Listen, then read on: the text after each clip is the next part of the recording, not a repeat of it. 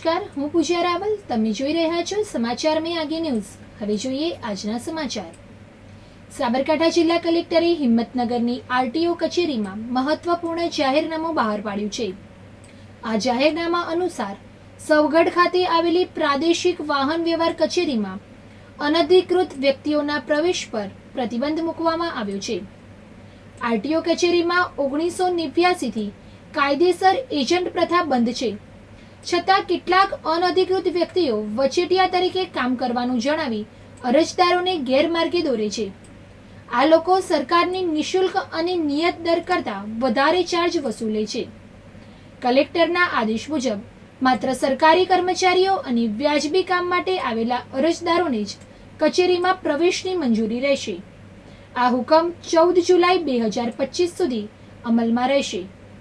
કચેરીમાં રોજ મોટી સંખ્યામાં નાગરિકો લાયસન્સ, વાહન નોંધણી, ટેક્સ ભરવા અને પરમિટ જેવા કામો માટે આવે છે.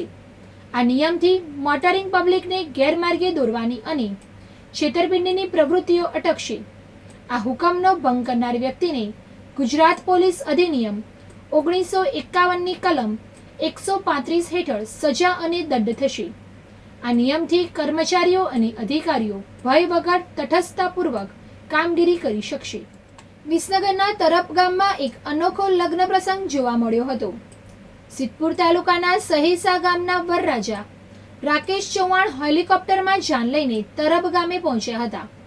તરબ ગામના ઠાકોર ચંદ્રિકાબેન રમેશજી ચતુરની દીકરી પાયલના લગ્ન રાકેશ સાથે નક્કી થયા હતા.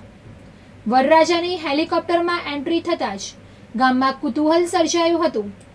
તરબ ગામમાં પ્રથમવાર હેલિકોપ્ટરમાં જાન આવતા લોકોના ટોળે ટોળા ઉમટ્યા હતા. આ અનોખા લગ્ન પ્રસંગે કન્યા પક્ષના પરિવારમાં ખુશીનો માહોલ છવાયો હતો. વિસનગરના બંસલ મોલ નજીક એક અકસ્માત સર્જાયો છે. અગાર ગામના ઠાકોર વિપુલજી દરગુજી અને તેમનો મિત્ર કડા ગામેથી તાર ફેન્સિંગનું કામ પૂરું કરીને બાઇક પર ઘરે પરત ફરી રહ્યા હતા. તે દરમિયાન બંસલ મોલ નજીક પહોંચતા એક ટ્રેક્ટર રોંગ સાઈડમાં આવતું હતું. ટ્રેક્ટરે બાઇકને ટક્કર મારતા બંને યુવકો રોડ પર પટકાયા હતા. અકસ્માતમાં વિપુલજીને ઈજાઓ થતા તેમની તાત્કાલિક સારવાર માટે વિસનગર સિવિલ હોસ્પિટલમાં દાખલ કરવામાં આવ્યા છે. થરાદમાં નેશનલ કચેરીથી નગરપાલિકા સુધીના 850 મીટર લાંબા આઇકોનિક રોડની કામગીરી વિવાદમાં આવી છે. રૂપિયા 1.30 કરોડના ખર્ચે બની રહેલા આ રોડની ગુણવત્તા અંગે સ્થાનિકોએ પ્રશ્નો ઉઠાવ્યા છે. સ્થાનિક રહીશોએ રોડની કામગીરીમાં અનિયમિતતાની ફરિયાદ કરી છે. તેમના જણાવ્યા મુજબ રોડ અત્યંત પાતળો બનાવવામાં આવી રહ્યો છે. વાહન વ્યવહાર શરૂ થતાં જ ડામર ઉખડવા લાગ્યું છે. સ્થાનિકોની ચિંતા છે કે આગામી ચોમાસામાં રોડનું ધોવાણ થઈ જશે. આ રોડ પર મુખ્ય કચેરીઓ, બેંકો અને નગરપાલિકાઓ સહિતની મહત્વપૂર્ણ સંસ્થાઓ આવેલી છે. થરાદ કોંગ્રેસ પ્રમુખે આરોપ મૂક્યો છે કે આરસીસી રોડ પર સામાન્ય ડામર પાથરવામાં આવ્યું છે. તેમણે કોન્ટ્રાક્ટર અને સંબંધિત અધિકારીઓ સામે કાર્યવાહીની માંગ કરી છે. કડીના ઝાલોડા ગામમાં ગુરુવારે સાંજે રમેશજી ઠાકોરના દીકરાના લગ્ન પ્રસંગે નીકળેલા વરઘોડા દરમિયાન વરઘોડા પર પથ્થરમારો કર્યો હતો. વરઘોડો જ્યારે કરમશીભાઈની દુકાન પાસે પહોંચ્યો ત્યારે ઉમેશજી ઠાકોર અને અન્ય લોકો ત્યાં આવી પહોંચ્યા હતા. રમેશજી અને ઉમેશજી વચ્ચે જમીન વિવાદ ચાલી રહ્યો છે. રમેશજીએ આ અંગે પોલીસમાં અરજી કરી હતી. ઉમેશજી ઠાકોર, વિક્રમજી ઠાકોર, દશરથજી ઠાકોર સહિત 15 લોકોએ રમેશજીને પોલીસ ફરિયાદ બાબતે પૂછપરછ કરી. બંને પક્ષો વચ્ચે બોલાચાલી થઈ હતી. આ દરમિયાન આરોપીઓએ વરઘોડા પર પથ્થરમારો શરૂ કર્યો હતો. હુમલામાં 4-5 લોકોને સામાન્ય ઈજાઓ થઈ છે. ઘટનાની જાણ થતાં બાવલુ પોલીસ સ્ટેશનનો સ્ટાફ તાત્કાલિક ઘટના સ્થળે પહોંચ્યો હતો. પોલીસે સ્થિતિ નિયંત્રણમાં લીધી અને હાલ ગામમાં શાંતિનું વાતાવરણ છે. પોલીસે ઉમેશજી ઠાકોર સહિત 15 લોકો સામે ગુનો નોંધી કાયદેસરની કાર્યવાહી શરૂ કરી છે. થાનગઢ તાલુકાના નળખંભા ગામમાં ગેરકાયદેસર ખનન ઝડપાયું છે. નાયબ કલેક્ટર ચોટીલા, એસટી મકવાણા અને મામલતદાર થાનગઢની ટીમે સંયુક્ત તપાસ હાથ ધરી હતી. રગા જીવણભાઈ કોળી પટેલની માલિકીની જમીન સર્વે નંબર 132માં તપાસ દરમિયાન 3 કૂવા મળી આવ્યા હતા. એક કૂવામાં કાર્બોસેલનું ગેરકાયદે ખનન થતું હતું. અધિકારીઓને જોઈને ખનન કરનારા નાસી છૂટ્યા હતા.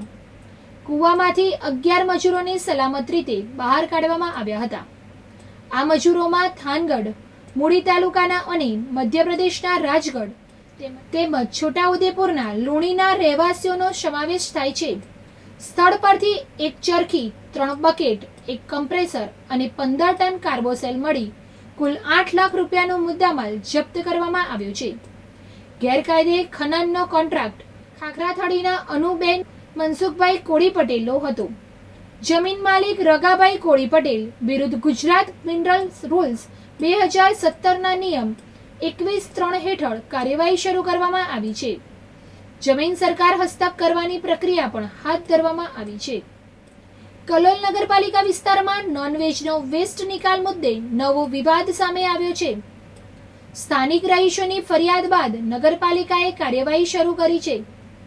રહેવાસીઓએ ફરિયાદ કરી હતી કે વેપારીઓ બળિયા ફાટક પાસે આવેલા કેલિકો મિલના મેદાનમાં નોનવેજનો કચરો ફેંકે છે. આ ફરિયાદને પગલે નગરપાલિકાએ વેપારીઓને નોટિસ આપી છે. વેપારીઓએ આજે નગરપાલિકાના ચીફ ઓફિસર નીતિન બોડાતને મળીને વેસ્ટ નિકાલ માટે યોગ્ય વ્યવસ્થા કરવાની માંગ કરી છે. સાથે જ ફૂડ ઇન્સ્પેક્ટર રાજુ વાઘેલા સમક્ષ લાયસન્સ અંગે પણ રજૂઆત કરી છે.